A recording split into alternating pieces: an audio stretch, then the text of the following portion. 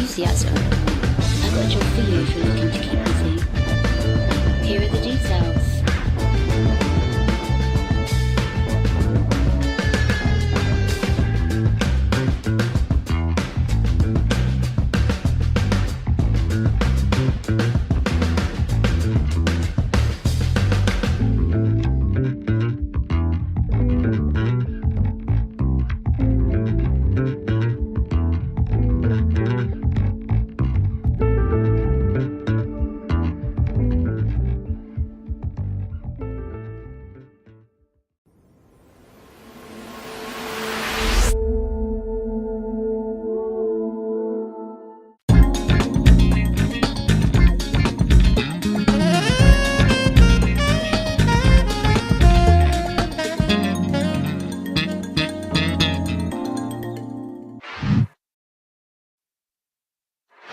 And greetings and welcome to another episode of Soul Talk, where we talk to our citizens and members of the community. Yes, the community, I mean you, right there, you. How's everybody doing in chat today? Today is June 27th, at least in North, South, and Central America. I'm your host, Fastcart FC, and I'm all by myself lonesome this time. So yeah, if I tell any bad joke, it's because I have no one to supervise me. I need supervision. But yeah, so we're gonna have a good show regardless, I hope. Oh, but okay, well, nothing I hear, I can just start off with a joke. So, last week, I weighed myself for the first time, okay?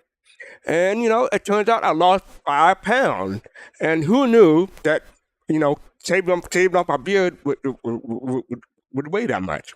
So I'm thinking about, if I go completely bald, would I lose another 10 pounds? Who knows?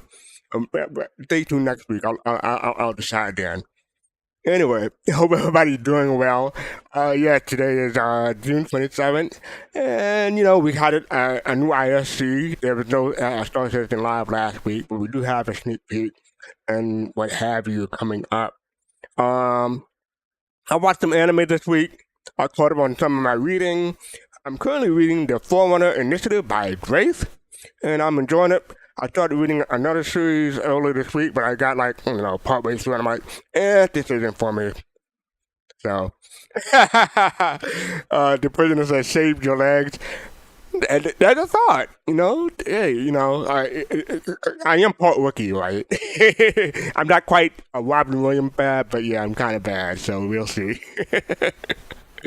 That's a good one. All right. But yeah, I talked some anime. The new season is starting or has started. I haven't seen anything new yet, but I'll let people know if anything catch my eye next week, hopefully. I still haven't finished Midnight Sun. I've been meaning to go back. I'm like an hour or two away from finishing the game, and I intend to start a new game plus, but I've just been doing other stuff. So hopefully I'll get to that within a week. But tomorrow I'm going to see a concert. Janet Jackson is coming to town, so I'll be at the concert tomorrow. So, yay! I haven't seen Janet in 2017. Yeah, so 7 years. So I think that's about it. Oh, and if you want to check out our Flights of Rhythm, my previous episode aired last week on the People Radio, so you can check out the Twitter feed or the Mixcloud, and you can see you can listen to my previous show. So check that out. I don't know when Griffin, I don't know when Captain Sure Fun and Jade are going live again, but hopefully they'll be going live soon. All right, so let me do my monologue, and then see if people can guess. So I'm about to do my monologue. If you're listening in Discord, stay tuned. I think you can guess this one. But here we go. Sometimes you have to roll the hard six. That's it. Sometimes you have to roll the hard six. Where is that from? I'm going to drag people down. Two people in here. Yeah, if you want to come in and chat with us, I'll put the link in quick chat real quick, and YouTube will hopefully get it. So yeah, come on in. We have Admiral Kusanagi and Poppin' Face so far. So where is sometimes you have to roll the hard six from? Hard six or sticks? SIX, 6. the number. Mm, mm, um, mm, well, that wouldn't have anything to do with space. Gosh. I don't know why. I don't know why it's not hard 8, but it said 6 in here. Is it Casino 11? That's not that's not a sci-fi. Oh, Yeah, that's a because I'm sci-fi. thinking, what's the movie with Brad Pitt and Mm. George Clooney and all it of is. that? That's the same thing. I'm like, it doesn't have anything to do with space. It is Commander William Adama, Galaxy? Oh, What? okay. Battlestar Galactica. Galactica? Sometimes you have to roll the hard Wow. sticks. Wow. Okay. That's one of the lines. One of his many lines. You know, if I said, Mm. so say we all, everyone would get that one. But yeah, that's one of his So you're one seeing liners that he Janet this gave. weekend? Say? What was that? You're seeing Janet this weekend? Yes, Janet tomorrow. Jackson. Yeah. Janet yeah. Jackson, that's good. Well, it's about Yeah. time that restraining order get lifted, so it's good. Okay. Anyway, moving on, we're gonna go to our sneak peek. That was Oh, good. yeah, well, that was a That's good how I one. gave That you was a sad good one. face. I give you that one, but that was a good one. That was good. All right, so the sneak peek from this one is Hold the Door. Now, everyone should know where that one is from. I was I like, have no idea what this is. This is That's like- made me so upset. that's like, I saw that one. I'm like, okay, I was like Captain America from Avengers. It's like, oh yeah, I get this reference. Packet I thought it prisoner. might be from oh my goodness, what's the show with the Hodor? Yeah, that's Oh, it. That's where it's Game from. of Thrones. Okay, that's what. Okay, That's where it's from. Yeah. right. Yep. And, Hold on. There you go. my- Danger Hobo said it too. Yeah. Yeah. My guess would probably say this is the Zeus. I'm guessing that too. Yeah. Hey, Fish Face. Hold the door. Hello. So, what do you think of the sneak peek? Oh, It's coming along. I'm guessing Yeah. that's still white box. What is this again? This is What the did you think- sneak what did you peek. Oh, We're right. thinking that the Zeus or one of the Zeus's. Right. Zeus High. Hmm. Which floor is Zeus? Zeus. Okay. You know what that is? That's a motorcycle handlebar. Exactly what that Ah, okay. Mm. Yeah, in the Okay. corners you can Gotcha. barely see. is. I can barely see it. I see that. Uh-huh. Hey, I don't at least know, a I mean, motorcycle yeah. fit in there. It might. Yeah, so- Pulse It looks fit to in me there. like Both Mist, can. but it's probably our side because they're working our size. Yeah, we're thinking the Zeus. But the thing is, like, is this supposed to be the cargo area? Or no? The Zeus has a bigger cargo area than this. Yeah. At least Well, the Zeus CL. Not the Zeus CL, is it Zeus CL? Yeah, the Zeus CL compared to the Spirit C1. Well, that has the look of like beds. So I'm thinking that might be the escape pods with the doors closed. Wait. I am messing up because I'm getting the Spirit and the Zeus mixed up. So yeah, the Zeus isn't out yet, correct? The Spirit is. Spirit C1 is. Right. Right, okay. Alright, just making sure. And the Zeus set a new record for doors. Probably not. Probably the doors will be like the Idris or the Retribution, not the Retribution, the Javelin maybe. Yeah. Hold the door. Alright, is anyone getting it? Because I'm waffling between either the Zeus CL or the Spirit ES. Or the Spirit not ES. The one with the VIP Spirit. Is that Crusader? Is Crusader that the Spirit, style? yeah. It could. But the Zeus be, is all now that you side. mention it. No, the door in the back makes you think RSI. That's the one Maybe with the. RSI? Okay. I'm just trying to. You can only go off that back door. I'd have to look at a MISC. Or whatever the Crusader, a Crusader door. Crusader doors usually have those. Crusader door is more round typically. Yeah. It's more like the Millennium Falcon.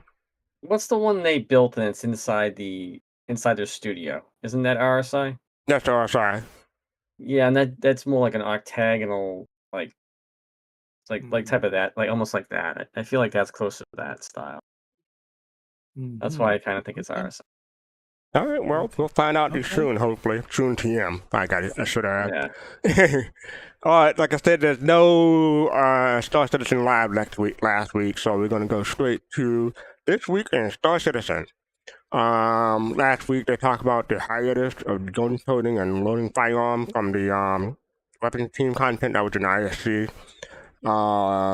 Talk about the Xenothreat invasion that started last week and runs until June 25th, so that it just ended then, a couple of days ago. But it allowed you to earn the Xenothreat medium armor, so that's over. The team is preparing for started now for the 324 for an upcoming release. Matter of fact, we just got a patch for the PTU today, like a couple of hours ago. To share information soon as they deploy the PT service for testing. Tuesday had the latest Galactapedia. We'll get to that in a moment. Not in a moment, but in a bit. Wednesday had a bi-weekly roadmap update because they talked about it last week because there's stuff that changed. Thursday, we have the ISC. We're going to get to that near the end of the show. And Friday, Star Citizen Live should return. Another two-part game dev featuring exploring the project of creating new cargo-specific mission content for the upcoming Star Citizen Alpha 324. Making missions 2, starring level designer George DeLocke. Starts at 8 a.m. Pacific, 11 a.m. Eastern, 1500 UTC on twitch.tv/Star Citizen. So yeah, that's tomorrow. So I'll probably watch that next week. So I don't have to watch it twice. It's rough having to spend 2 hours watching that thing. So yeah, and then at the end we have our top images. And this one threw me for a loop because I had to zoom in because I'm like, what is that? What is that in the scope? I thought it was like a planet, but then I blew it up and it was an eye. So it's just showing the person's eye. Yeah. Any thoughts? Good picture. Yeah, it's a great picture. Yeah. Like getting it timed so perfectly. That took some effort, in my opinion. And not only that. Go ahead. Oh, I'm sorry. Go ahead. I was going to say how they got the eyeball focus. Yeah, that's what I mean. It's not like it's blurred. Yeah. Yeah. No, focus. Yeah. I was agreeing with you. Mm-hmm. I was agreeing with you. Yeah. Yeah. And then up next we have, this is, I believe it's a Mark II. So yeah, that's pretty good firepower.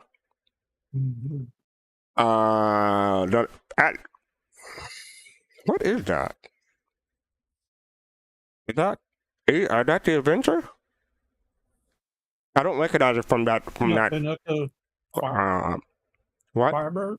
Isn't that the Firebird? The Firebird. Oh, okay. Yeah, I don't have one. Okay. Yeah.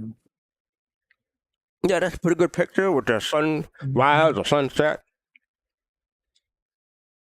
And then we have the Idris. See, I recognize it this time, Kusanagi.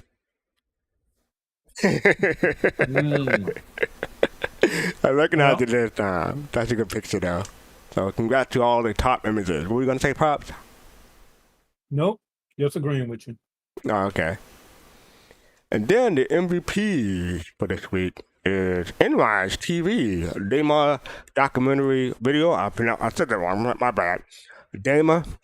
Daymar is a intriguing moon that has been set stage for numerous captivating community-driven events. Enrise TV has made a very atmospheric introduction video about the location, which could potentially become the backdrop for your next adventure. Check out the full documentary video on Community Hub.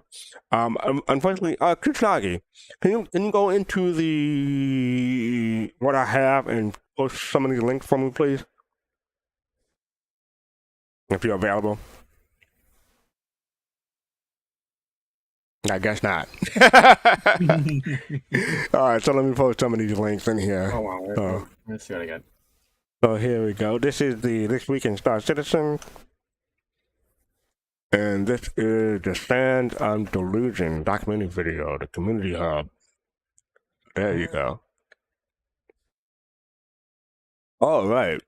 No, I was going to show you the Stand of Delusions at the end of the show, but I thought to go with something else. So stay tuned for the end of the show for what I have in mind. Up next, we have the roadmap roundup for June 26th. So hold on, put this in the chat before y'all. And basically they said every 2 weeks they accompany the roadmap update with a brief explanatory note and so on and so forth. With that, let's go ahead and dive into this week's roadmap roundup. Storage access. The following cards are committed for Alpha 324. Adding storage access kiosks to the Pacific universe, allowing players to retrieve and store FPS items in multiple locations. Fleet elevators, yay! Implementation of systems and content for players to physically load and unload cargo to and from their ship by conveying cargo to and from hangars, landing pads, garages, and docking hallways. New mission. Cargo hauling, making the use of fleet elevator feature. This mission type will have players hauling large quantities of cargo to earn AUC and reputation. Personal and instance hangars, creating new tech that creates an instance of the player hangar to allow for uninterrupted management of cargo inventory and vehicles. Personal hangars are found in the player's home location and allow for customization and organization of the hangar interior. Yay! Dynamic event Blockade Runner, a new dynamic event where players defend shipment of quantinium from nine-tailed piracy. Any thoughts?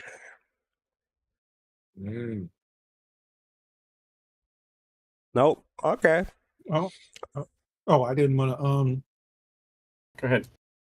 The oh man, storage access. Yep. Okay, Admiral might know. Does this mean that if I have if my home base is area 18, does this mean if I'm on New Babbage, I can go to this terminal and access my guns and ammo and stuff like that instead of I believe the kiosk, yes. Mm-hmm. Because it says persistent universe in multiple locations.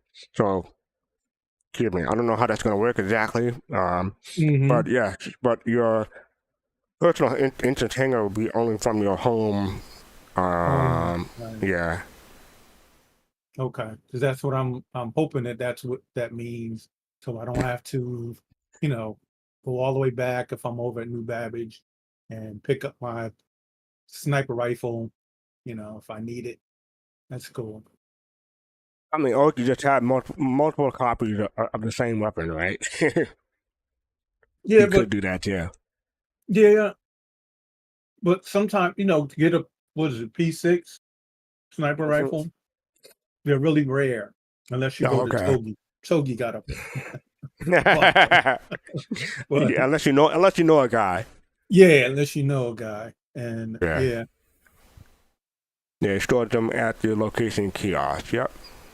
Mm-hmm. So then we have that is the Comlink version, and this is the Spectrum version, and I think they have a couple of let me make sure. Yeah, they have a couple of dev replies in the Spectrum version. So, Watcher was saying the web page says different things, copy paste error. Nico CI just said they're working on it. Thanks for the heads up. Spectrum post is correct. But, then we go on and said they're working it out, the Spectrum post. And so the Comlink, Spectrum post, and release view are now up to date. No progress tracker update this week as work continues on long-term planning. But yeah, so they went back and fixed it, so everything should be copacetic, as they say. And then we have, this was posted last week, but yeah, Shenzhen Barcitizen 2750 to dine with developers. I can't really zoom in and get a good picture of the so I can do this. Let me just open images, and then I can click on this, and then blow it up. So, basically, they had Barcitizen prices. It's kind of fuzzy, so it's not really a good resolution, but different tiers for different aspects for the Barcitizen, and this is in China. So I'm going to go back down and go back to the original article, Spectrum Post. Xylo had to step in because so here's the question. The CIG knows this. Barcitizen in China are always connected to the pump or like a con. Other item came with a ticket, which seems awesome, but they find that they're being explained that they're selling tickets for dining with CIG at this price. It feels weird. Maybe just the culture different. And so Xylo came in and responded. They're extremely fortunate you have such an incredible, diverse, and global player base, and the team is super excited to connect with the community in Shenzhen. Upon learning that the event dinner is ticketed, they promptly requested that it either be canceled or offered at no charge, which the organizers kindly accommodated. They understand the organizer's effort to support such an epic Gantt community-run event, which hosted nearly 2,000 attendees. That is a con. The largest of its kind globally. They know firsthand that organizing an event on a scale requires a tremendous amount of planning and expense, and they were blown away by the passion poured into the event. However, it's important to them to be accessible as possible. After all, the primary goal of the Barcitizen World Tour is to spend time with the community that makes all of this possible. For those attending, we'll see you next Saturday. This was posted last week, so probably this coming Saturday. So yeah, they were trying to charge $2,750 for a dinner with CIG. Any thoughts? Mm. I mean, how much would you pay for dinner with CIG? Not that, I know that. Right? I agree, Ammo. That's our food doesn't ship almost. Mm-hmm. Kind of ridiculous. I mean, but we there were people in the community saw it.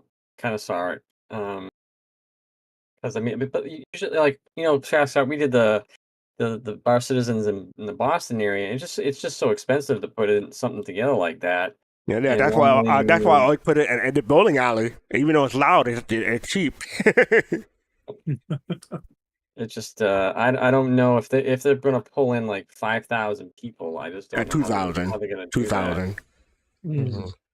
Well, yeah, you get 'em. Yeah, I mean, to be fair, I want to say in 2017 when the Polaris was concepted, not the Polaris, is it Polaris?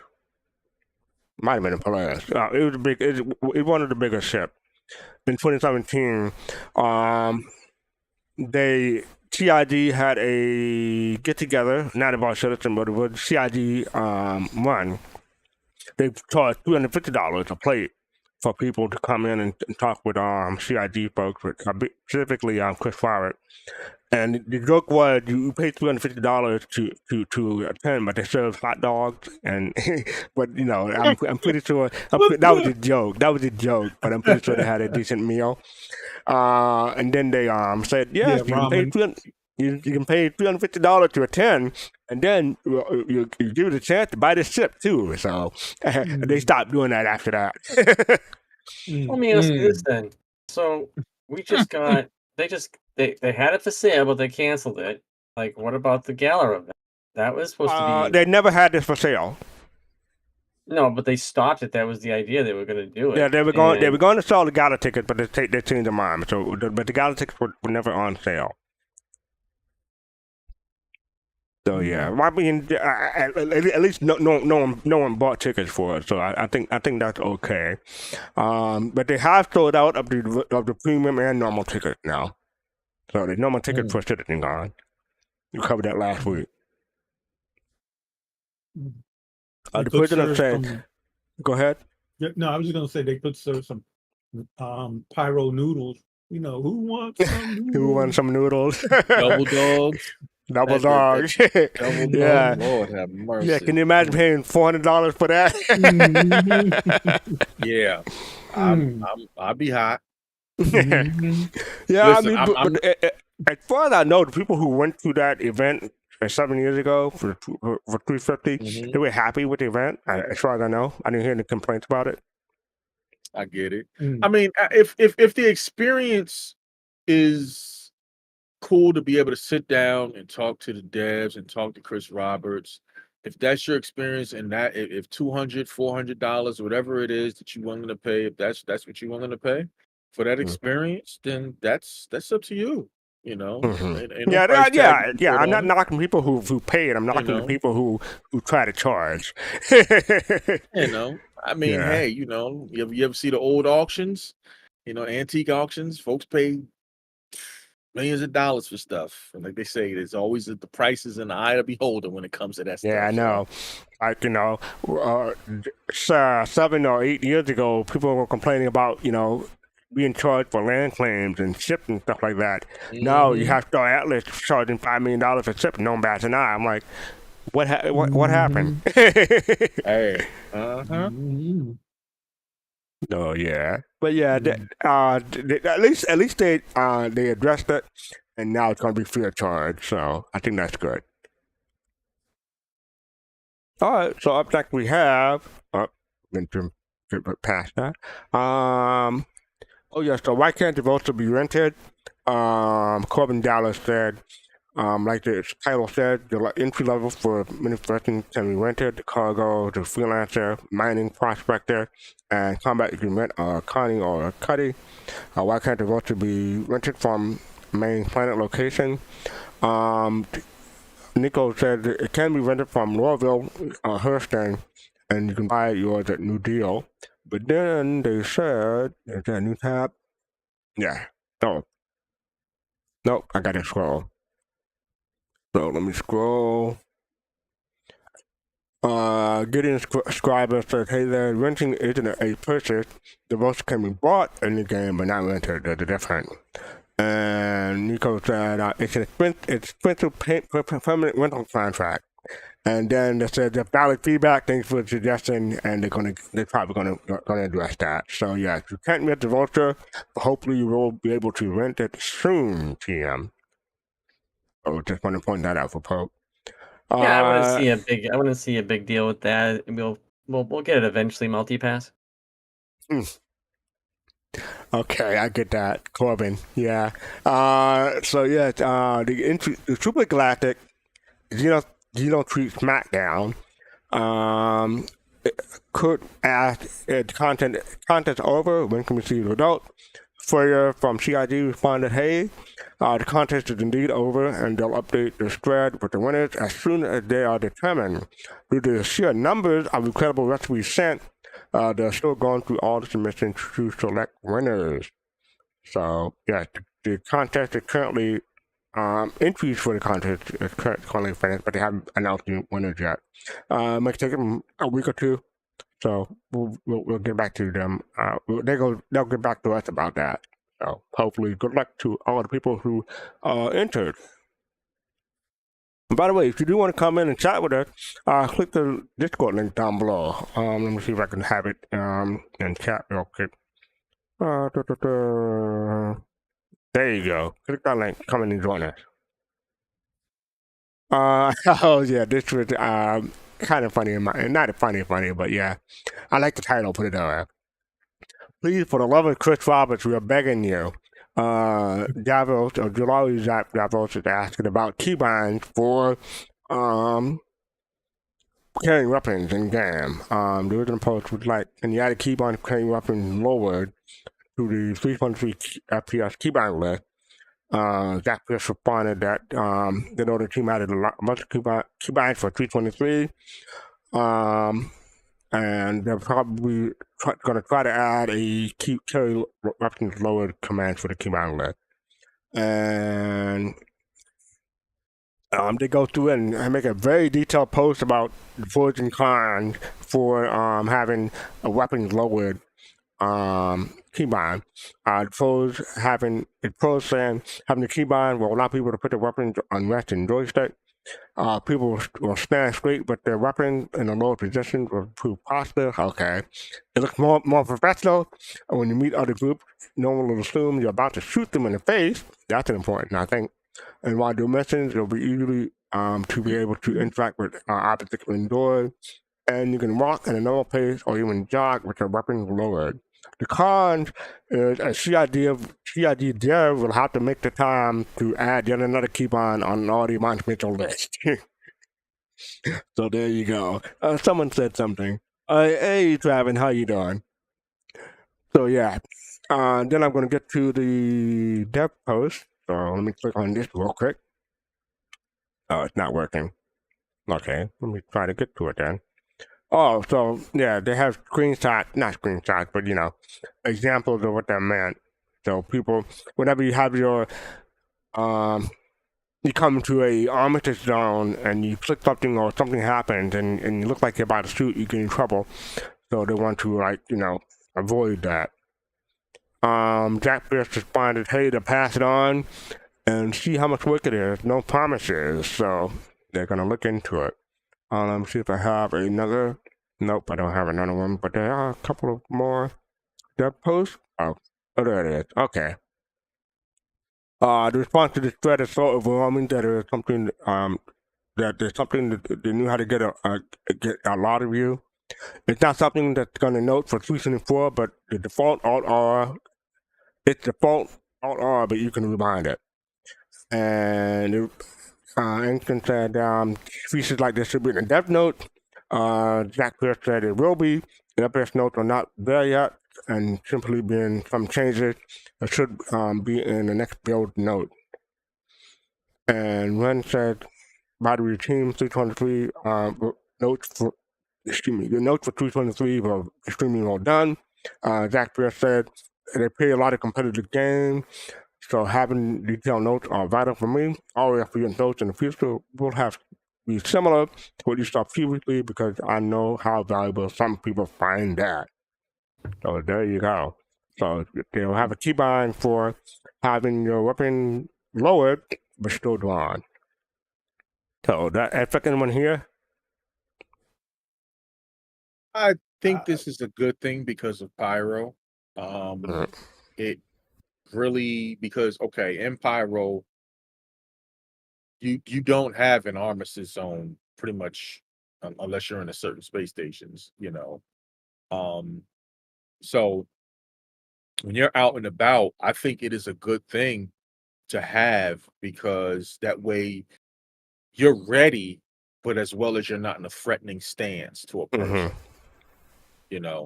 and I think that is a great thing to have. Yep. So we'll see that soon, TM, hopefully. The next one is from Hazeltine. Maintenance gameplay loop, or actually fix the box missing, your choice CIG. Basically, the issue is you can't really put the box in the machine, so you have to stack them up, and it doesn't really look like it. And it kind of ruined the immersion of it. So that's the issue. And Chad McKinney responded, the entire delivery mission system is rewritten for 324, both to support the hauling mission for cargo pack, but also to be better set up for serving meshing. So hopefully this is an issue now, but hopefully it'll be fixed soon, TM 324. All right, up next we have is Sylvain still at CIG. That's basically the question. And Sylvain was kind enough to reply, yes, they're live and pumping out code for the engine. They're very busy at work due to increased responsibilities. Once that settles down, they'll probably be more active again. Sylvain. So yes, they have close to 1,500 or at least over 1,100 employees now. So sometimes they get busy, and they might have time to interact with backers as much as they normally do. So I think it's cool that people are like saying, "Hey, so and so still around," and sometimes they'll pop up and say, "Yes, I'm here." So I thought that was cool. Yeah, that is pretty cool. There are a couple more. Well, I thought I had. Oh, there are a couple more dev posts. So, oh yeah, they're joking around. It says that's exactly what someone who's been replaced by AI would say. Someone responded, Hello, I understand your concern. Rest assured, I'm Sylvan here to assist you with the best of my abilities. If you have any questions or need support, feel free to ask. Have a great day. They have sense of, I like the sense of humor. Many of the devs have a display in Spectrum. Oh, there was Dardonator and Captain. Scroll down a little bit. Yeah, that was Dardonator. Yeah. Captain Serious Fun is below him. Oh, okay. Yeah. Talk about VR. Okay. Mm-hmm. Yeah, but Dardonator says, discarded the previous express. The grandma is deathly sick, and the only thing that can save her if she knew when Squadron 42 was coming out. Is there anything she can do to help her? So, yeah. Up next, we have Barcitizen World Tour 2024. Oath put his post in. And they're finalizing the location for Gamescom, Barcitizen.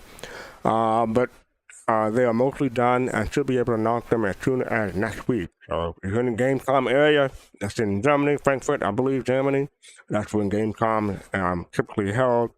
They have a Barcitizen soon. So yeah, that's in August. So 2 months from now, or maybe a month and a half. Yes, this came out a couple hours ago, even though it said 5 hours ago, but it's less than that. But yeah, it starts at now for 324.0 PTU patch notes just released. I don't know, what wave is this? This application layer. Okay, it doesn't say. The current build is still under NDA, so it's still an Evocati build. So people can talk about it, but there's no showing the game and screenshots, audio files, and what have you. So people can talk about it, but they can't show anything yet. And testing feedback focus is personal instant hangar, talk about it from the roadmap. Freight elevators, storage access, hover trolleys, and hangar decoration. Mostly everything from the roadmap is testing focus. Not ready for testing focus or feedback. The cargo hauling mission, cargo commodity rebalance, and a dynamic event. And it has several known issues. So, no one here is currently in Evocati. If anyone in chat can let me know how close you think they are to releasing a Games Out Live. I'm just curious. Okay. Oh yeah, they fixed 8 client crashes and fixed 4 server crashes. So that's something good. Cortex Vulcan Performance reused GPU buffer instead of recreating them to improve performance and memory fragmentation. So, and a whole bunch of bug fixes. So hopefully they're coming out soon. I tested no Evo for you, okay. Alright, so up next we have the Galactapedia update for June 2024. Kayak system. Welcome to June Galactapedia update Roundup. This month to take a deep dive into coins, cover some of the various common types of tech, meet 2 East Navy Squadron, visit a couple of intriguing systems, and learn about a handful of recreational drugs. Don't expect them thread for any discussion or feedback. So, like I said, it has corn, and it's a full-length article and short article. Squadron 118, Squadron 42, not the game, just the squadron, the in-game squadron. Energy CO scanners, a whole bunch of other stuff, and a whole bunch of drugs. I'm not gonna get into those, but yeah. And then that is the comic article. Then we have the Spectrum article, and I believe the some update from the developer. Cuban said there's a typo in a Neon article, and then they asked about a very chemistry related question. So Terry Heiberg responded, they don't mind changing it back to make more sense, because CPTSD instead of saying TPDST. Because I believe I guess times should be the last word in the acronym. But one thing they wanted to avoid is making up something that wouldn't have effect as described in the article. So they did tweak some spelling to imply that whatever in the chemical makeup of the drug is different from what is out there today. Thank you for the input, and they will update the spelling in their honor. So that's cool.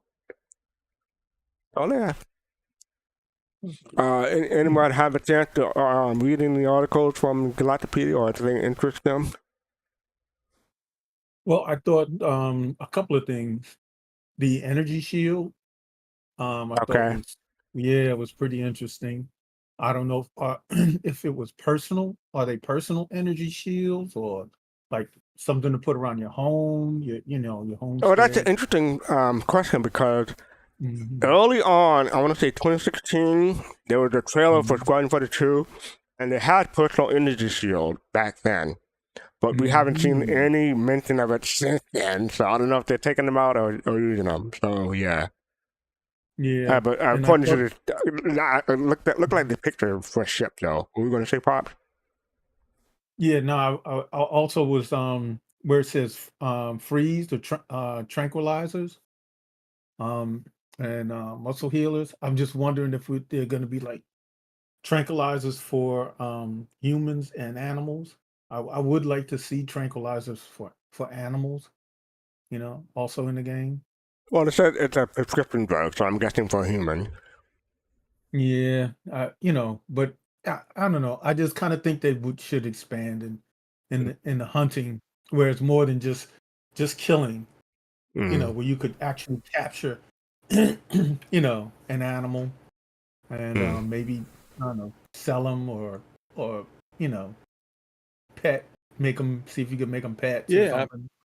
I don't see why not, and I agree with you on that one, though, Pops. I mean, a nice tranquilizer dart, and you can have a Yeah. cage system. You can just put them in a cage or whatever it is. Because I mean, they're gonna have a black market in this game, so I would assume so. Yeah.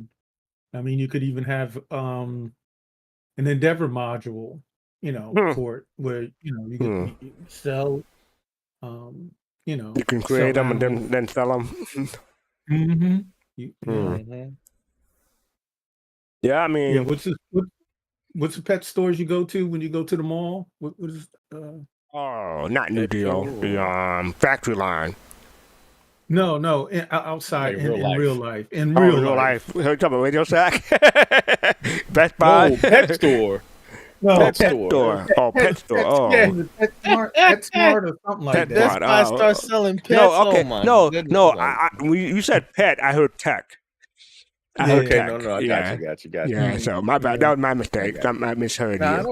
no worries. No, you So- could, but when you think about it, FC, you could even go to robotic, Android type pet dogs or something like that. That's You know, AI though, and they Oh, found but- on AI. So yeah. and, I hear you though.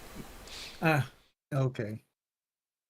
So yeah, that's the Galactapedia update for June 2024. And a couple of things I'm not gonna purchase in the chat, but coming up on our bot in Discord, a couple of these articles came up that have been updated, but I don't know what would change. But the human colonial expansion area, I believe that these are Alien Week updates, because Alien Week was ended a couple of days ago, but it was all last week.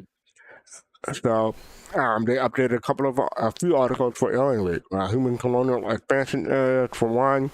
I like this advertisement. The description said, an advertisement from Modern Space Industries, the Air You Breathe campaign, active in the mid-2400. So that looks cool. They updated Kazakh. I don't know what changed, but Kazakh is a spacefaring civilization indigenous to an unknown area of space. We covered it Sunday on Solar Citizens, in fact. So I'm not sure what changed, but little known about them, still little known about them, other than involvement in period of criminal in Xeon history called the Spirit War. The Xeon have strict laws in place preventing the populace from interacting with the Kazakh and have refused to reveal information requests from humans. While some humans explorers have made attempts to locate jump points into Kazakh territory, none have been found so far. In 1943, the Senate discussed establishing contact with the Cadet, but ultimately decided against potentially jeopardizing diplomatic relations with Iran. And so, yeah, I'm not sure what changed in that. It could be some of this related articles, for all we know, but it looked like the main article would change somehow, but I don't know what changed. And then we had the Banu. The Banu change, the article would change. I'm not going to read all that. Again, if you want to see more of this, go to the, or watch the Soul Citizen episode from Sunday. Then we have a couple of more articles. Battle for Vega. This is what Squadron 42 or kicked off Squadron 42, or maybe the Bishop speech. I will read this one.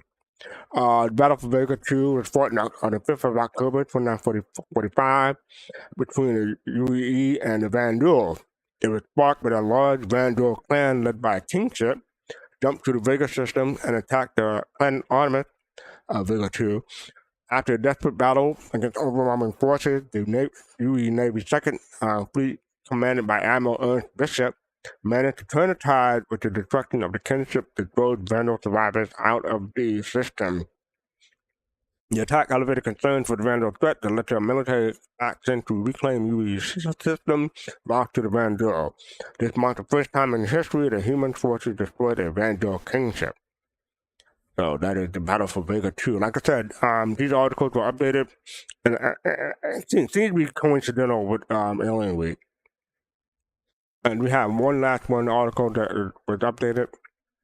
Sentient trading. Sentient trading is also called slavery or sentient trafficking, refers to the practice of transporting by installing self-aware beings for the purpose of forced labor.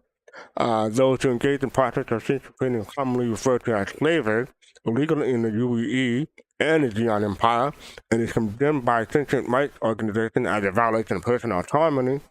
But in Bidbanu Protectorate, sentient trading is referred to as indentured service and is governed by contract with set beginnings and end dates for a set depth and threshold. So I'm going to put all these things linked in the chat. So yeah, anything stood out to anybody while I was reading those? Nope. Nope. There you go. So I'll put all that. Those are all, and like I said, I don't know what changed, but they were updated somehow in this week. Okay, so up next we have, oh yes, I gotta hit play on this one so people can see. This is from Hawkeye and Reddit. The outside Orion been working on this for the past day or two. It's still rough with the front in terms of some details, but primarily wanted to see how stores look while spinning around it. Thoughts and critique. CIG had some CIG people had a couple of responses. Let's take a look at it before I'll get to that. But yeah, what do people thoughts about it from here? Looks Pretty like cool. it looks, but you know what? I don't know. It just looks like one of those things you stick inside of a glass, and you want to, blend Blender? up. Yeah, It's a blender. Yeah. a smoothie. You want to make A a smoothie. smoothie. There you go. Yeah, I can see that. My But it's question cool. to this though, my thing is like, I know that I'm assuming that that's their design from it spinning because that's where he's getting this from. What's the purpose for it? Like, would it be in game? Is there like a purpose Gravity. for the car Centrifugal force. keeping it? Mhm. Okay. But yeah, Is that so the idea to pull the minerals into the pods? I don't know about that. I don't know about that, Yeah. Kuznagi, but it could be. Mentiri, I can't pronounce that, responded, this task may come up to the tech animation team, but they probably animate them much slower. And yes, because it's a huge ship, so having it spin that fast seems unlikely, at least to me, in my opinion. A more serene pace, like a lazy windmill, slow enough that the centrifugal force doesn't raise eyebrows. They did explore twisting the cargo arms on the whole sea while doing animation for the transformation, but decided to lose it in the end. The ship looked cool. And so a couple other questions, not regarding the Orion, but I wanted to point that one out. So yeah, and like I said, it does look fast. Like you wouldn't expect a ship that size to. Yeah, that's some crazy G's. I think it definitely would make you dizzy if you get into that. Yeah, because you imagine being on the outer part to that. Yeah, and exactly. you'd be Yeah. you'd be pinned up against. The prisoner asked, "Are these actual dev posts?" Yes, because they're caught by the dev tracker. So yeah, as far as we know, they're actual dev posts. Oh right. So up next we have. Oh yes. This I typically cover these because they've been upgraded or changed in some ways, but every week this is always someone's first time watching the show. So ship upgrade or CCU's cross chassis upgrade. Just updated this week. I don't know what changed, but I've been looking through it. They give details about how to upgrade, and they have different filters for people to narrow down some stuff. And what gets upgraded, I thought that was important. Depending on what you get, the insurance can change or the hanger can change. Typically, the UEC that you get from the package do not change, but you can change your insurance or the hanger. Also, upgrades are permanent, but you can, revert or reclaim the package. You reclaim the package or the standalone ship, but that's reverted to the non-upgraded form. For more information, you had the buyback tool, and they tell you how to apply the upgrade. So yeah, some people, coming in new may not understand. Like just because you buy one ship doesn't mean you're necessarily stuck with it. Yeah, and what comes with the chosen upgrade? Purchasing the upgrade could be a ship upgrade will only upgrade the ship to the noted upgrade target, such as an award to a saber. But in this case, upgrades will only change the ship to the saber, and nothing else, and the pledge will be altered or added. In some special cases, if anything is included with the upgrade purchase, it will be listed in the upgrade itself. An example pictured below as a subscriber upgrade package for upgrading to an MR to a saber. So you can see this. Look at this. Can I click on it? No, you can't. But hopefully, people can see that the upgrading to a saber. You get 12 months insurance instead of like 3 or 6 months. You get the mini Aegis saber, and yeah. So you get, and that's the subscriber edition. But yeah, and sometimes you can't upgrade your ship. And whenever you see in your hangar a ship that says fulfilled, mostly with a ship that says fulfilled, you probably won it from a CIG contest or somehow. And you can't upgrade the ship that says fulfilled. You can upgrade the ship that says attributed. So yeah, I thought that was pretty impressive. Not impressive, but important to remind people about. Have anyone upgraded a ship recently, like an Alien Week or Invictus Week? Nope. No. All right. Well, I'm just giving a PSA out there. I did the. What did I do? Did what? I did. I did one of the ships. I'd have to look at what I got though. But I mean, anything they do for an upgrade is that's kind of like what I use. I don't do like the credit thing. I really don't go that route. I'm gonna do anything. I'll just CC you up stuff. Yeah, I mostly do credit stuff, unless it's something that I have to have, or I don't have the credit for it. But that's why I have so many LCI tokens, just in case. All right. All right. So up next we have. Oh yeah. So we're about to get to the ISC, but I thought this was amusing. Champagne and pizza. Ken84 asked, how long will it take to animate pizza eating and pouring and bottle pouring in 8+ weeks? Can it be done faster with 3 animations already done? And does have a mocap keycap studio speed up their process significantly, and they want to know all the animations used in promoting content based on animation library or for designers to pull from.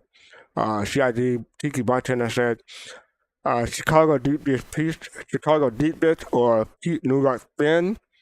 Deep Dish might require 2 hands to eat. Thin crust might require a sauce dynamic. Both should allow each strings for hot mozzarella cheese to swing down and burn the underside of your chin. So I thought that was amazing. Well, we might as well add drool in there too, right? Yeah, drool in there too, and you got to have your drinks too. A little slobber, you know.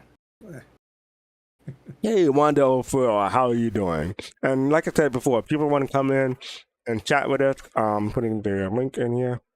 I'm trying to put the link in here. But yeah, come on in and chat with us. The link is already also down below. Hopefully, anyone wants to come in and chat with us, you can. So come on in. So now we have ISC for this week. This is called Inside Barcitizen, How We Work, Level Design. This is almost 15 minutes. I didn't see a good breaking point. It mostly covered all one topic, so I'm going to go through this whole thing. And here we go. Inside Star Citizen is many different things to many different people. But at the center of it all is our desire to educate about the very nature of game development itself. And in this week's part 2 of our 3-part experimentation and format, we lean into that aspect and explore some of the foundational philosophies that guide just one of the teams that are continuously working to iterate and improve on the persistent universe as it prepares to grow in this year's upcoming Alpha 4.0. Now, where last week we met the team, this week it's How We Work Level Design with the folks from the Frankfurt Level Design team.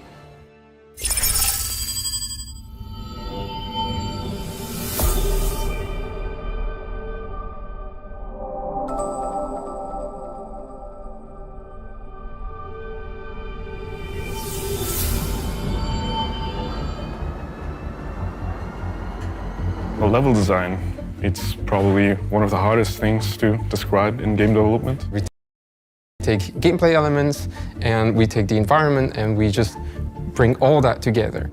It is more than the sum of all of its pieces. You can't just kind of speed level design a forest log cabin. That's not enough. Like, what is the player doing there? What does it mean? Why does this thing exist in this space? What can the player do as well? You've got the environment art that makes the art itself. This is not us. We have the gameplay teams that make all the gameplay elements, and this is not us. What we do is we take these two things, we combine them together and make it cohesive environment for you guys.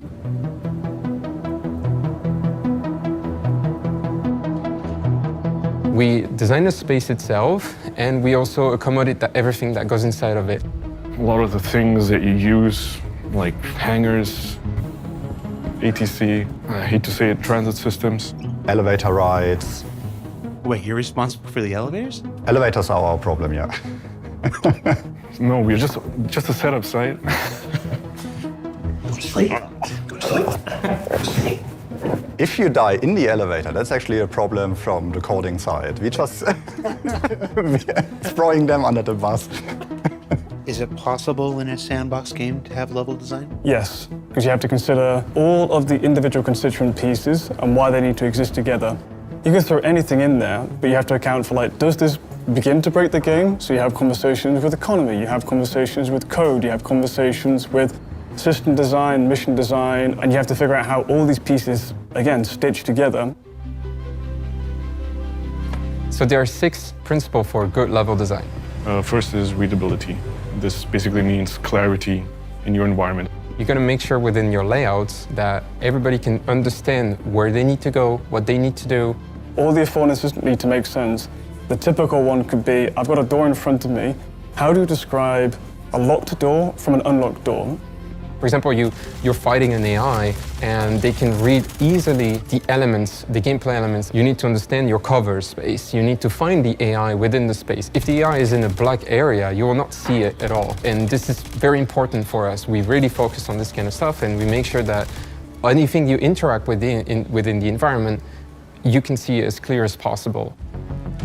The next is flow and leading lines. It's creating a good composition of all these things, from layout, lighting, some props, a good mix of combat spaces or like combat encounters, and then time for exploration, and then doing a mix between both. We make sure that you're not going always on a straight line. We make sure that you're not spending 2 hours walking from one space to the other. In Pyro, you'll come across a lot more players as we funnel them into a certain space with a concentration of missions, for example, or things to do. You know, that is flow to us on the flow level, that is higher on the chart. And then certain areas will be a bit more on the lower end of your pacing. Leading lines is a compositional technique. Some examples can be you are following the cables from one interactable through to another area to interact with another element. You're being breadcrumbed along, you're being led along these leading lines. With the Pyro station, you have the core element, you have the arms pointing towards the center. It's a very simple example, but more on a larger scale. But we look at it also on a room basis. We're trying to direct you through to a discoverable place over here, or trying to direct you through to like a vent. We're using light and cables to navigate you through these spaces. Third is options. We want to give you guys multiple options so you can complete your objective the way you want it. In context of our game is giving the player the opportunity to approach certain situations in different ways or get an idea of the situation in the first place. You have straightforward options, the combat route. You have a more sneaky option for players that don't like to engage in combat so much. Or you can also have like a puzzle route for players that like to do more interesting environment interactions. Then there is clustering. Clustering also falls into the compositional techniques, or more in the layout side of things. Clustering means that you start like bringing objects together to create something a bit more natural. You put importance on things by grouping certain things up into clusters. A specific Pyro example would be the outposts, where you have a big landing pad in the center, and then you have groups of clusters of buildings that are arranged around it, and they form like points of interest by themselves. We've not always been successful with clustering, but moving forwards into the future, especially with Pyro, we're taking a renewed effort to concentrate and cluster things properly. Finally, there's scale and proportion. Scale is important in how you vary it. If everything is large, for example, nothing is large anymore. We are the one that defines all the metrics for FPS, but also for ships. We're talking about ships that have a few meters to some ships that have hundreds of meters. And we need to make sure that the transition from A to B feels always smooth and natural, right? If you, for example, come from a maintenance corridor or a small little packed little vent and expose yourself to this big room, you'll get it more likely an aha moment. So we still have a very big open spaces, but condense the gameplay space a bit more.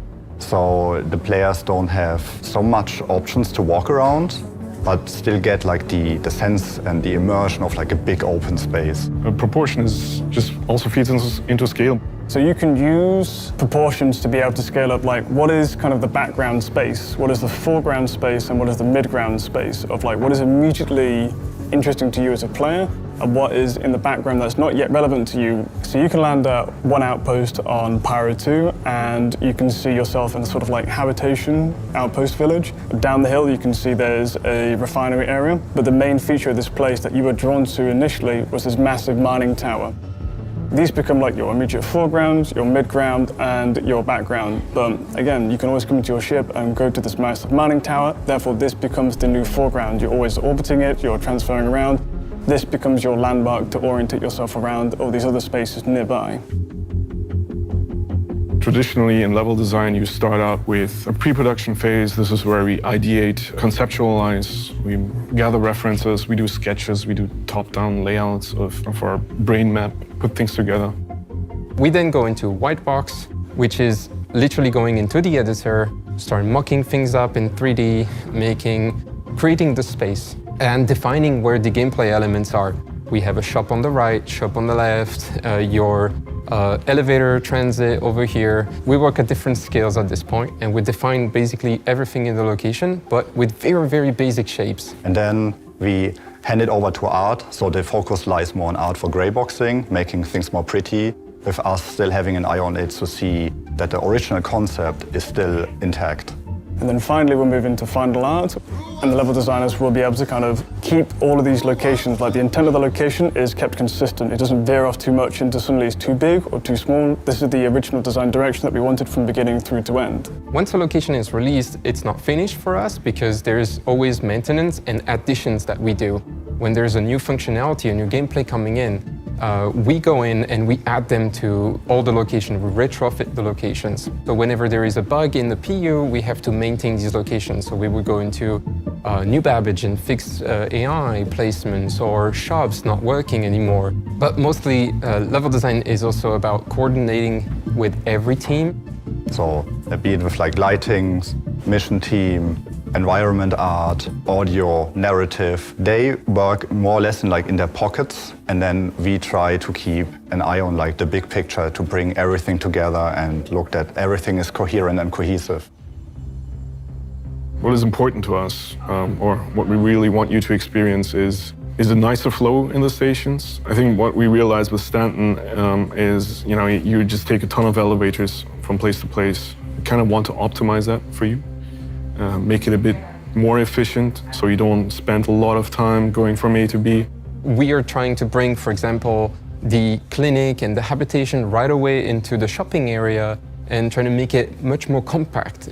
At the same time, we really, really want to offer some good gameplay content within the stations outside of missions that you can go into and discover on your own as you explore. We try to improve pyro stations with all the lessons we've got from Stanton. And now for outposts, each location has to have its own identity. Like, does this outpost fulfill the need for a combat space? Does this outpost fulfill the need for like a social space? Does this outpost fulfill the need for like a puzzle space? All these factors come into play and come into consideration when creating a whole new location. We want you to be able to discover little points of interest around the outpost. It's kind of feathered. If you come across an outpost, there will be multiple sub-locations around it. These could be like villages around it. This could be derelict settlements that are abandoned and you have to go into and can find potentially loot in. And once you've landed your ship, you are no more than a short walk away from the main reason you've arrived at this outpost, which is to trade.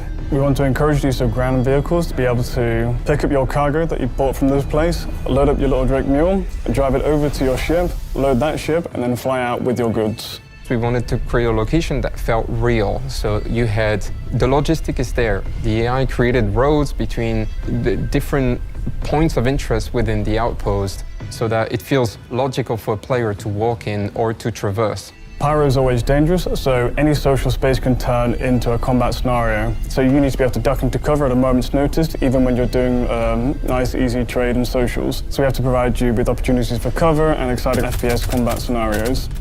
There's a lot of things to consider for an open world game that on this scale. You have to account for multiple, situations and have players also be able to deal with all kinds of circumstances. So it is a complex undertaking. It's a challenging one, but this is what we want to account for in Pyro as much as we can.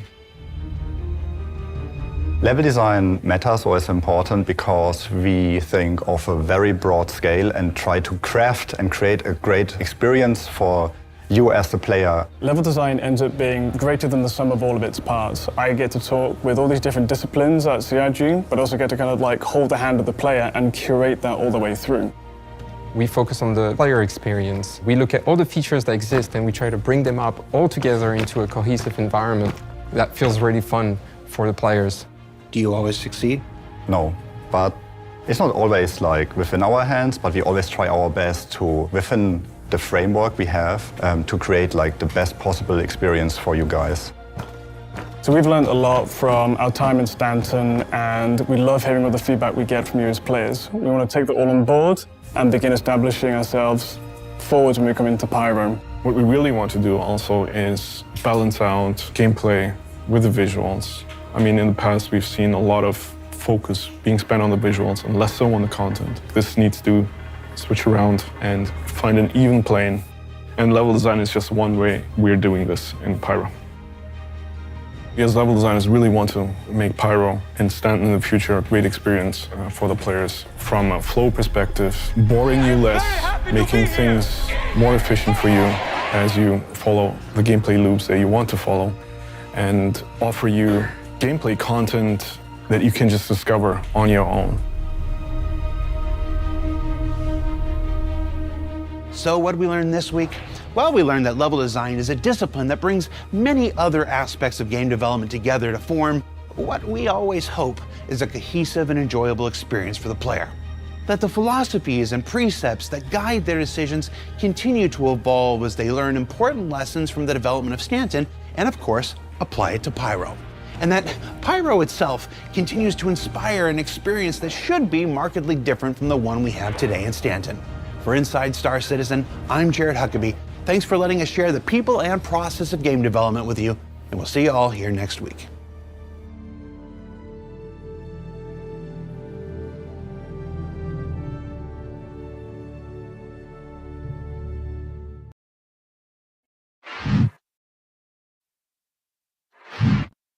And we are back. Hopefully you enjoyed that episode of Inside Star Citizen, how we work, level design. So yeah, what do people thought? If you can name one or two things that stood out to you the most in this ISC, I appreciate it. Kusanagi? One or two things. I mean, overall, it's a very good video, or kind of like a new way of looking at the development of the game. I'm kind of enjoying the, understanding it a little bit more, looking at different devs. So it's always kind of a good thing. Besides that, I mean, we just get a little bit more information, which is always a good thing. And I'm looking forward to see what next week is all about. By the way, I was remiss. I meant to say thank you for the follow, Typero Asterisk. Appreciate it. Thank you for the follow. Yes, Fifth Space, what are your thoughts? Yeah, I mean, it's pretty cool. I watch these things all the time, from, looking at level design and environmental design, excuse me. In Unreal, and understanding how to block out environments, and then I'm quite sure they use Houdini to then procedurally generate the environments, stuff like that. But definitely from a gameplay standpoint of view, to kind of see them take it a little bit further, how the way they talk about flow maps, and trying to streamline things for folks to create gameplay, as well as push you into your missions, stuff like that, which is pretty cool. All right. And I see Pops is deafened and muted, so I'm not sure he can hear me at the moment. I was going to ask him what he thought. Give him a moment, make sure he can, he might pop in. I think he's indisposed. Okay. Yeah. All right, no problem. I already said thank you for the follow already. Something that stood out to me, someone said, "Who wants some noodles?" I heard that in the background from the NPC, so that's always a joy to hear. Name one or two things. They talk about the Frankfurt level design team, so that's pretty cool. Elevators are their problem. So whenever there's an issue with the elevators, blame the level design team. But someone threw the coding people, whoever coded it under the bus. So I thought that was amusing. So yes, whenever you experience a problem with the elevator, it is the level design team's fault. So yeah. The president said it is a complicated process since they work on so many departments. Yes, that is true. Like there's one of the few departments that actually touches almost every other department in the studio. So, and that's part of the reason why why Chris Roberts wanted to bring everyone under one umbrella in the UK or Europe. Like the other studios will still be open, obviously, but primarily the development team will be under Manchester. So. Make it easier. Okay. So yeah, I'm waiting for Pops, but he's still not here. So okay. By the way, if anyone else wants to come in, please feel free to join us. Hold on, let me check a message real quick while I'm waiting. Hold on, check. I'll type. I mean, to kind of follow up with that, I mean, it's just I think I wonder how big the team really is. Like, is it just these like 5 or 6 guys, or is it like I'm 100 pretty sure it's 100 bigger than. people? I'm pretty sure it's bigger than that because not everyone wants to be on camera. Right. Okay.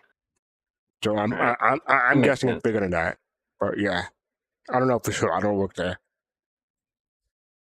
It's just a lot of area to cover, and when you're talking about multiple systems and so forth, it's just kind of like. But it's a cool. I mean, they must have a cool job because they're actually like creating the whole like the environments that we're gonna be like experiencing stuff like that. So uh, you have to give them props for that. But they must be dealing with a lot of stuff because I mean, like the elevator bug on itself can be really problematic and has been problematic for quite some time for one reason or another. All Pops and right, Space is back. Pop, you're back. Yeah, I'm back. Welcome back. Thank you. Okay, so yeah, do you have any thoughts about the ISC? Oh yeah. It we have actually built something for Maiden. It's not obviously it's not as in depth as what Star Citizen is doing because there's no gameplay around what we built. But for example, we built a hangar, Mm-hmm. and you wind up you start out with an idea, and it expands. You may want to put a table here. It may seem pretty boring, but you want things. You want to put things in, but you want them to make sense. So then you wind up. It's more than just. I'm just going to place this here. It has what they're really conveying is it has to make sense, but it Right. also has to be interesting enough for Mhm. you to go there, be intrigued by it. You may want to do some exploration. There may be different spaces that you may find, like a little tunnel or something, another way in that leads to something else, some other gameplay or something like that. Because what we do is for cinematics, but what they're doing is for gameplay. It's Right. similar, but it's a lot more in depth, and it's a lot longer than what you can perceive it to be. Just let me place desk, chair, wall, different things like that. You wind up redoing things so many different times. So Mhm. there, it's very interesting how they end up with something and that through that whole process. I thought this was very, very interesting. Thank you for that, Pop. Appreciate it. Yeah. We're joined by Dick 32. Can you respond? I see you here, but can you speak? Is it me that you're looking for? What's up? Hey, don't get a copyright strike. You sing so well. How you doing, Dick? I'm good, man. How you guys doing? All right, How's there, the Soul buddy. team doing? We're doing well, thank hanging you. in there. Good. So I brought Dick in today because we're going to talk about one of his videos that he put out recently regarding NPCs. But before we get to that, I have a couple of more threads regarding the ISC, and then we're going to do a commercial real quick. But yes, but hold on. This is in regard to this week ISC. Siru, this is a new user. Want to know the difference between ISC and SCL. A whole bunch of people responded. Well, not a whole bunch, quite a few people responded, but then Disco Orlando hopped in and saying, this is almost everyone's first time coming in. Every time you do a video, it's always someone's first time, is what they like to say. So they responded, ISC is a pre-recorded docu-series detailing any aspect of the game development you can. We'll play the format from time to time because stories need to be told differently to succeed, but the goals never change. It's also where you see work in progress most time and where you find much of the history of the project. They like to think of ISC on Star Citizen as a school newspaper with him as the editor. Star Citizen Live is the live stream interview showcase Q&A of people, processes, and decisions.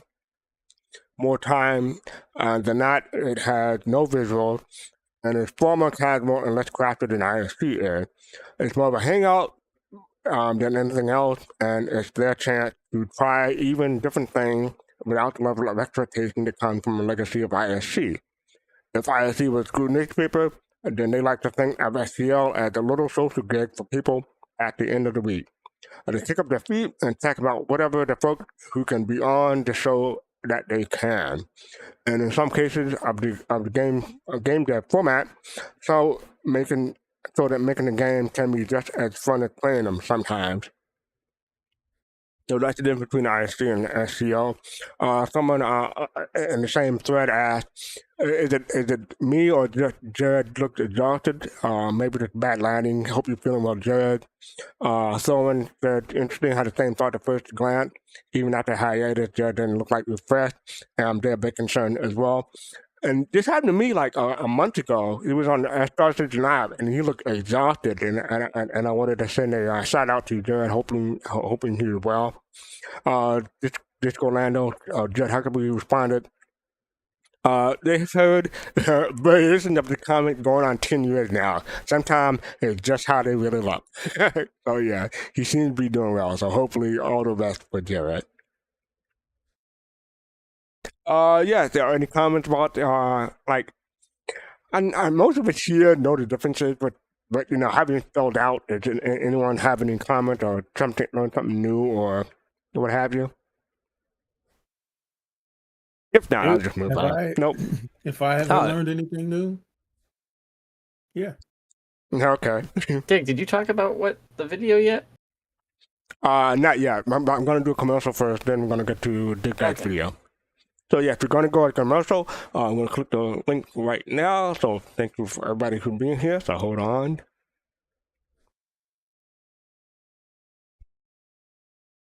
There we go. You got to put Ruby Rod's headpiece on when you do commercial. I'm tempted. I'm tempted to do a Ruby Rod impersonation just for now, but no, I don't want to ruin people's ears. But yes, we're all running commercial. Thank you for our Patreon subscribers and followers. We appreciate everyone to supporting us, and we couldn't do this without you, so appreciate it. Thank everybody for watching, and thank everybody for participating. Appreciate it. So yes, we have another 25 seconds. And we're going to fool around or whatever. You want to say a thing before we go back to live? Don't get us in trouble. Sure your choice of words on fooling around, but yeah, I read it as soon as it's out of my mouth. All right, fastcart. What did the fish say when he bumped into the wall? On. Huh? Damn. I was doing the cleanup version, but yeah. Okay, we are back. Thank you, everybody, for waiting. And yes, the next thing we're going to get up to is NPC Crew Explains Star Citizen from Dig.32. Hey, what a coincidence. We have Dig.32 here. So, Dig, do you want to give a brief explanation about this video before we get started? All right, so this video is about making love to NPCs, right? So you got to get your Mac game down, right? And it's not going to be just a straight romance you got to work for this romance. It's not going to be like Mass Effect. It's going to be harder than Mass Effect. That was you're saying? It's funny, when I was researching the video, Chris Roberts, I came across Chris Roberts talking about video game romances. And he's like, yeah, I don't know if we want to do that because it's kind of cringe, right? And yeah, he definitely said he was thinking about it, but he probably won't be in the game. So yeah. I'm sorry. Wait a minute. Mass Effect had some great romances there. It is kind of cringe. It's kind of cringe. It's kind of. Pops, come on now. You're like one of the last guys I would think was cringe. Don't get me wrong, Admiral. I liked it because I stuck with Miranda, right? Okay, we get the relationship already. Yeah, and I kept it from there. But all right, which outfit? All y'all wrong, Liara. That's where it's at. Liara. That's where it's at. No, we're gonna go down a whole nother rabbit hole. Let me just start this video. So this is Dig.32, the NPC quick playing. We're gonna watch like the first 10 minutes or so. Tally Joy from Perk 8. Okay. Tally, I've recently stated that folks are buying up giant ships that they'll never be able to crew up, like the Polaris. A lot of folks clinging to the hopes of soloing capital ships with an army of NPCs and AI blades performing all the duties, and others like myself saying that's not the game plan to the extent they're thinking. But folks on both sides are citing info that's been passed around and distorted with each retelling of it through these long years of development. So the question remains, what exactly is the game plan? So in the spirit of doing the due diligence on what you can expect your AI crew to be like, I gathered up all the crumbs and baked you an NPC crumb cake. So grab a glass of milk without molesting almonds for it, and let's take a ride through these space lanes to take a look at CIG's intentions for your AI crewmates. Like up, sub up, and ring up like a boss.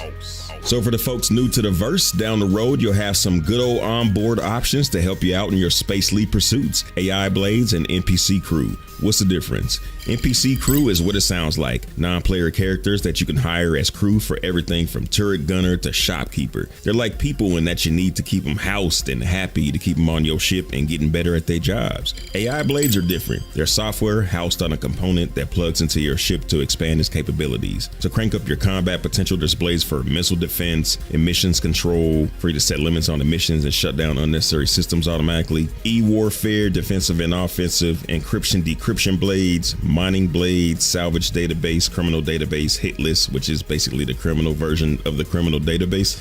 AI blades don't have personality traits. They don't lose morale or require a bed, so they're the easiest thing to manage, but the amount of blades you can slot in is comparatively low. And the specific duties that you're able to decide between assigning either to a blade or an NPC, the NPC will perform it better. So using a blade as a turret operator is taking up a valuable slot, and you'd make better use of your resources using an NPC or a player. The average proficiency hierarchy is player at the top, NPC, then blade at the bottom. So that's the TLDR on AI blades. How will NPCs work? Over the years, there's been so much conversation on NPCs that there's a lot of speculative information that's now being repeated as facts. So for the purpose of not adding to the questionable material floating around, let's just go to the source. A lot of this information is several years old, but as I started digging it up, I found that most of what's been stated from back then and made its way into the game so far is pretty close, if not one-to-one true to the original vision. So we'll take it as fact until they state otherwise. All right.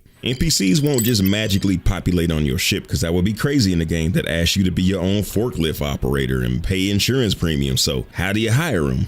Larger landing zones are going to have a personnel shop where you can peruse a library of available characters, each of whom is going to require a daily salary based upon their skill set and current demand. NPCs then can be rented but never actually purchased. Retaining them is just going to be an ongoing expense. NPCs that may serve in a crew will have attributes associated with them that denote their proficiency in a variety of disciplines. This is going to include things like, for example, how well they can pilot, operate a gun turret, control a tractor beam, or repair damage to your ship. As a character does more of something, they will naturally improve their abilities up to that potential. It's up to the employer, the player then, to decide when it's time to give an NPC that looks to have prematurely peaked the boots so that they can try their luck with another. A gunner with poor accuracy then might well be worth keeping if they're fairly cheap and they look to be steadily improving. The real NPC superstars, the guys that can repair damage in a fraction of the time or that can hit targets with stellar precision, they won't be found looking for work in the local personnel office. They'll be discovered by players that are willing to take a chance on them before anyone else realizes, their true potential. Some of the NPCs that you encounter during your travels may, depending upon how the conversation goes, offer their services to you. This method of recruitment will be considerably more time-consuming than flipping pages at the local personnel office, but oftentimes it's also going to be where you're more likely to find a bargain or a multidiscipline NPC or someone with a higher than average potential to excel. Your mobiGlas will have an employment application that allows you to see how many characters you have working for you at that moment, what they're costing you, what jobs they're capable of doing, what you've currently got them assigned to do, and overall how they're performing. So you can go to the local personnel shop, peruse the available crew, and make a decision, but then out in the field, you can randomly meet other NPCs that may be more competent than the ones in the unemployment line. Either way, they're not in it for the glory. They expect to be paid if you expect to keep them. So it'd be nice to have a janitorial NPC keeping your dishes stacked, but you ain't gonna be able to keep them on the payroll just doing local box runs. This is good, because it seems like there's been some leaning toward having new players being able to do everything that the veterans can. It's gonna take some time to build up a budget to support NPC employees employees. The question is, if you don't keep an eye on the employment app and you start running out of money, will you have a short time limit to raise the funds to rehire that really good medic, or will they not persist once the final day they were paid for is over? Also, what about crew members that get killed? Once you've sifted through the rubble and found an NPC with a lot of potential, and also invested the time and money to allow them to really bloom, we want them to matter to you. As such, and given the difficulty and expense of replacing them, then we might allow the concept of ship insurance to be extended to cover senior officers of your NPC crew for an additional charge commensurate with their demonstrated capabilities. Now, if we could just place life insurance policies on human crew that we don't trust, like Arnold Rothstein. All you old school backers will remember the good old character slot system. For you newer players, basically the plan is to be able to use your extra game packages to use as a custom NPC. You go through the character creator, customize how they look, and then they'll be AI controlled. And in the event your main character dies for good, that NPC can be designated as your successor, inheriting your assets, and you will continue the game as he or she. Right now, running a ship is a pretty straightforward operation, but even as soon as 4.0, it's gonna start getting more complicated with the engineer role coming online. If you haven't dipped your toes into the Arena Commander demo of it, it's not a laid-back minigame, especially in combat. 3 engineers on the Hercules had their hands full under attack in this CIG demo. It was too late. We died. Be kind of nice if everything was in beams. Anyway, NPCs will be a welcome addition to lighten the load for engineer work, but what else can they do? They can pilot, operate a gun turret, control a tractor beam, or repair damage to your ship. Cooks and janitors and security guards operating the scanners and weaponry on a ship, serving as onboard security of a designated area, or acting as a general purpose engineer. Bartender, or even people eating at the chow line. A janitor, cleaning up messes that people leave systemically. Flight attendants. All right, what else? A captain, and you've got a navigator, and you've got a chief medical officer, and you've got a chief engineer, and you've got a chief weapons officer. Hire some NPCs to go and do a mission while you're down on planet side, say sitting in a bar, and say, here, I'll pay you this to deliver this cargo to this planet or this other player. And that definitely will happen. So the game time will tick by while you're on your planet, waiting for them to finish their mission, and when they do, then it'll happen. NPCs can even do missions for you. Obviously that kills some of your margin, but if you want to chill or even go do another mission while they're out, it's possible. So there's several jobs they can perform, but most NPCs are effectively going to be specialists with a notable capability in really only a single area, although there will be some exceptions. A custom assignment activity that just can take whatever task you want them to do as custom as you want, and they will just do it. And then there are things that we want the activities to expose.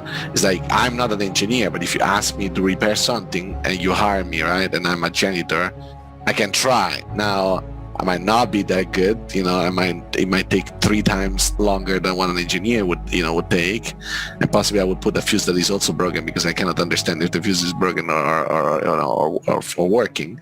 But I think we want basically NPCs to be able to perform job, very likely, maybe poorly. So don't expect your gunner to hop out the turret and start engineering like Geordie LaForge. It'll probably take a while to meet that jack of all trades NPC to give you some flexibility and allow you to shift your crew around to supplement areas where you're short-staffed. The objective won't be to just hire the most expensive crew though. Rookie starting out that's not so good will obviously be much cheaper to hire than the veteran that's super badass at a bunch of stuff. But if you sort of start with someone that isn't as experienced, the more you take them into battles and stuff, they'll level up and they'll get better and more experienced. It's not just about a character skill level though. There's other factors at play that determine what they'll do in any given moment. So imagine like you have somebody who likes to, procrastinate. You will have your engineer that goes around and just sometimes you find this smoking spot, or I don't know, like some resting areas, and he just hides there and not doing his job. Somebody's coward, and you just put him on, try to defend you, is gonna just be a coward pilot, right? So he might just give up defending you if things are bad. A show-off pilot would be more likely to do tricks, but his piloting skill would determine how actually useful those tricks are. So you might get a ship pilot who just really sluggishly rolls just for no good reason and actually makes himself a better target. Walking the decks and observing your crew will be an essential task if you want to make sure your crew is performing well or you need replacements. On the other hand, some folks might prefer the company of a crew of underachievers.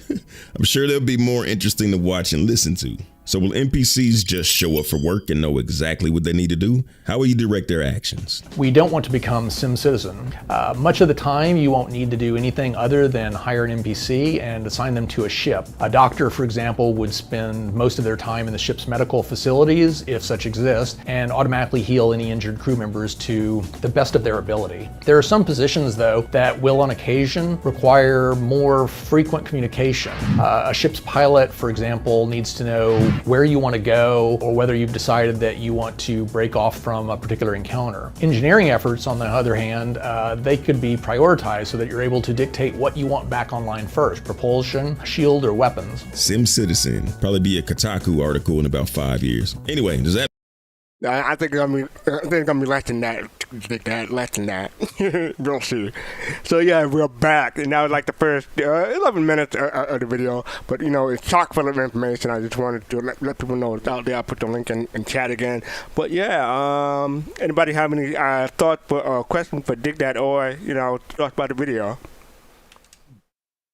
Well, first off, though, my good sir, Mr. Dig Dad 32. Yes, sir. Great video, great production as always, my good friend. Thank you, sir.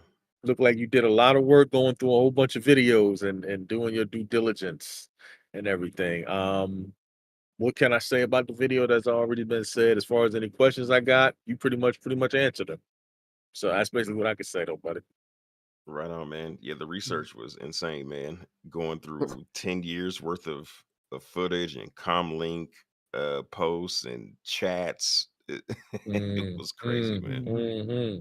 Yeah, I'm gonna jump in real quick. So, Dig That, how long it took you to do this video from start to finish? I probably worked on that for a good clean 2 weeks or so. 2 weeks? Oh, it seems like longer than that, but okay. It was Anyone else? Nah, me, I just want to say, you know, Dig, it is a lot of people out there now putting out videos, a lot of salty videos for click, you know, to get those clicks to make them feel good. But brother, I learned some things I didn't know, and that's what's valuable.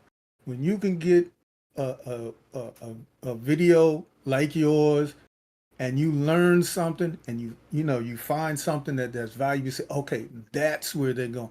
Instead of just throwing salt all over the place, to me, this was valuable. And thank you, brother. Right on, man. Appreciate that, man. I mean, that was the objective, was to, instead of just speculate, just let's go to the source and see what they have actually said about this. We know things can change, but as far as what the game plan is until they change it, I wanted to present it as they gave it. Right. Right. I'll jump in. Well, Dig, I Go just ahead. have to say that that video sucked and I hated it. Tell us how you really feel, Admiral. Tell us how you really feel. To go out there and tell new backers what real information actually came from RSI is ridiculous. They shouldn't know any information and be completely disappointed because they don't have any understanding of what the game actually is, though. But it like everybody here has said, it was an excellent job, because exactly that. Like, there's so much information over these past 10 years. Many people don't have. They look at it, it's daunting, you know. And you've been able to kind of find these topics and be like, hey, I'm just gonna go crazy, balls to the wall, and research something. And then people can come and look at the game in a different sense and be like, oh, I get it now. And I think that's what's Star Citizen, Rocket Space Industries has been missing, because they put out the information, but they don't have any way to do what you just did. And they're the ones that put it out there. So, and I understand, they're like, well, we have to keep updating it and blah blah blah blah. But and where we are now, this is perfect for people. And there should be a Star Citizen award, and maybe you'll get that. I think there's something on our side they kind of showcase stuff, but if they don't showcase this goddamn video, then they're missing out. Yeah, I hope you put it on the hub, the community hub. You know what I didn't? Put it on the community hub. definitely put it on the community hub. Put it on right now. We're gonna share your screen. We'll watch it there. Make sure to put your password in so we can see it. No, and we'll then, definitely upload it when you give us a link. But yeah, put it on the community hub. Put the link in community videos, and we'll upload it. Yeah, Right on, man. I man. Appreciate it. definitely, man, because that's like we all said, man. Information is valuable, and especially when it's good information. You know. And Right accurate, on. but yeah, good and accurate, yeah. I can't say that I learned something, but I will say, darn, if it reminded me of a bunch of stuff that I've forgotten over the years. Well, it 'Cause- also brings to light that they haven't really gone back on what they've said a lot. They've actually tried to make it more I intricate. agree. I was going to say that, Admiral. And you know, again, more complex than what the original vision was. And they haven't really said they haven't going like having multiple NPCs from accounts that you may own. Is still a thing, and it's been like that for 10 plus years. Yeah, I mean, at one it's point, easy to I lose believe track Chris, of this stuff over 10 years, man. right. Yeah, I was going to say, at one point, I believe, like Chris Roberts said, we may get something like a Mass Effect or a Dragon Age Origin kind of deal when it comes to, like, customizing NPCs and what they want to do. Like, you know, that was, like, a throwaway line that I wouldn't put too much emphasis or, you know,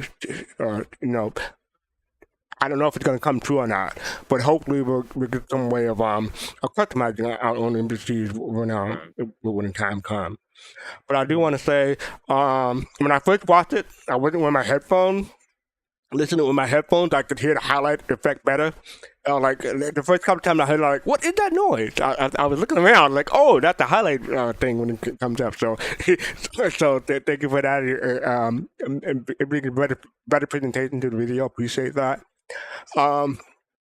The multiple package clarification page, I had it on screen. It was on screen a bit ago, but I'm not sure if I can find it real quick. Here we go.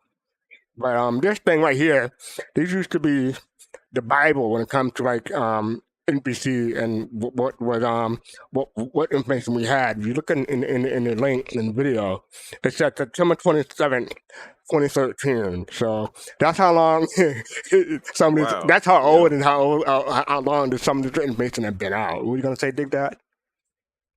Oh, I was just saying, wow, because you know what? I didn't even notice that one. Oh, you didn't even notice the date? I didn't. That is, yeah, man. Dude, 11 years old. That's crazy. Yeah, and you know, some of this stuff may be out to date, some of this stuff may be out of date, but we don't know. But you know, this is the most accurate, most detailed presentation that we have at the moment. Like I said, whenever someone had a question about NPC, I would always refer to this page, even though it's like, you know, 11 years old now.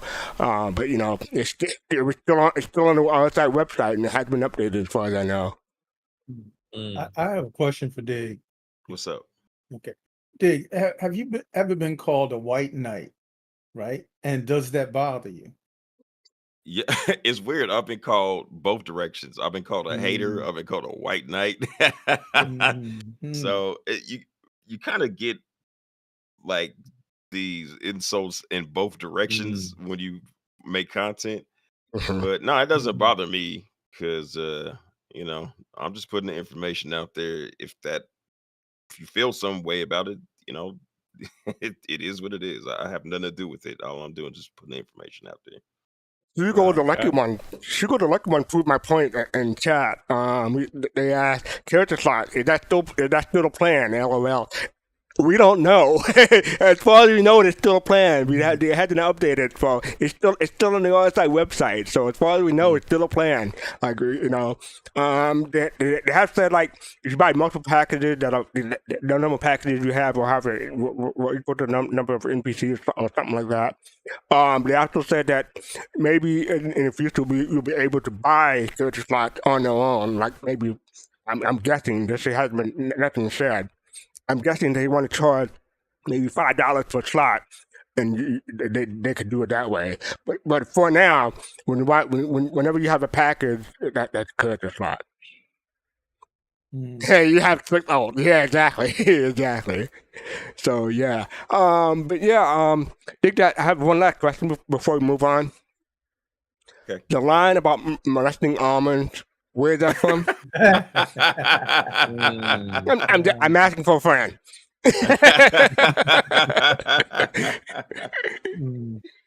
I don't I had to know. get back to that one. I had to get back to But that one. yeah, I got a Yeah. few comments about that, man. It just, Oh, you did? yeah, I did. Okay. All right, but thank you to that for hanging out and answering people questions about the video. Like I said, detailed, very good video. Appreciate it. Thanks for the love, man. No problem. All right, so we're gonna wind down the show. Tell you what's going on this weekend. Starting this Saturday, Soul Voices should be live. 2 p.m. Eastern, 6 p.m. UTC, the 29th of June. Starting at the part of Podcast Saturday, starting with Soul Voices at 2 p.m. obviously. And then following up with Captain Table in the After Pub at 4 p.m. Eastern. That'll be 8 p.m. UTC. And that following that will be Relay STO, Relay Station, Saturday, 9 p.m. Eastern and 1 a.m. UTC. So follow that and run a full day of podcasts from Star Citizen. Then on Sunday, we're having a show called The Dangers of Roar. And this will be Sunday, June 30th, 7 p.m. UTC, 7 p.m. Eastern, and that'll be 11 p.m. UTC. And, this is an idea of why lore can help or hurt an MMO. And, how can it hurt an MMO? Well, tune in to Sunday to find out. So, yeah, it should be a funny, interesting show. I want to say also, Flight to Rhythm is back on Miss Club, last week's episode. If you want to follow it, if you want to find it, you go on the People Radio Twitter feed and check that out. We will be doing a producers episode soon, so stay tuned for that if you're a subscriber. Always fun. We'll see what the topic is coming up. So yeah, you want to become a Soul Bro, Soul Sister, Soulmate, Soul Citizen membership, have your privileges. Click the join button below on YouTube. Thank you, Emma Krishnagi. Thank you, Dig That. Thank you, Fit Space and Poppin' Space for hanging out. Thank you, everybody in chat for following and subscribing and chatting. Always fun. Make sure you want to support us and buy merchandise or support us on Patreon. Follow us everywhere on social media or Soul Citizen with the S on the end. Make sure you hit like, subscribe, and follow depending on what platform you're on, and hit the notification bell for when you want to know when we go live. We're going to raid the After Pubs. So make sure you send them our love. And with that, peace, love, and soul.